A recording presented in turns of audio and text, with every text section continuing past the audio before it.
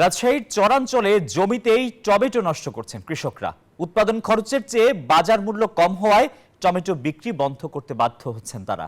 কৃষকরা জানান, প্রতিবন টমেটো 200 থেকে 200 টাকা কেজি, অথচ বাজারজাতকরণ পর্যন্ত প্রতি কেজি কৃষকের খরচ পড়ে প্রায় 300 থেকে 400 টাকা।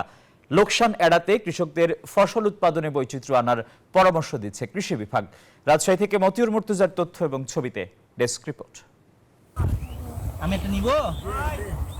রাজশাহীর গোদাগাড়ী উপজেলার পদ্মা নদীর দুর্গম চর আশারিয়াদহের কৃষক মানিক জমি থেকে টমেটো বিক্রি বন্ধ করে দিয়েছেন তিনি। এই কৃষক জানান, প্রচুর ফলন হলেও দাম কম হওয়ায় খরচই উঠছে না। টমেটোর আবাদ করে 20,000 পাইনি টাকা, এখন হয়তো তুলে পাকা নিয়ে আমি 200 টাকা মন করে বেঁচে দিয়েছি কাঁচা 4 টাকা কেজি। চরের অন্যান্য কৃষকরাও জানান একই কথা। বাজার মূল্য দিয়ে জমি থেকে টমেটো ওঠানোর শ্রমিকের খরচও ওঠে না। বাধ্য হয়ে গরু ছাগলকে টমেটো খাওয়াচ্ছেন তারা। তুলে আপনার পাটির দামই হবে না, আপনার তুলে লস হলে কেউ তুলবে? আমরা গরুকে খাওয়ার লাগে তুলে নিয়ে যাই, ছাগল গরু এখন কেউ লিছে না, তখনই তার জন্য তুলে নিয়ে যাই।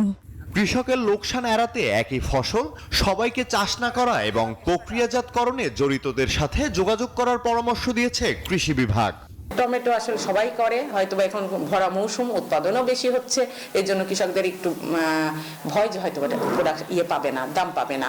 তবে এক্ষেত্রে ইন ফিউচারেও তাদের আমাদের একটাই পরামর্শ থাকবে যে ফসল উৎপাদনে অবশ্যই ট্যাক্টফুল হতে হবে, আর কৃষি অফিসের সাথে যোগাযোগ করতে হবে।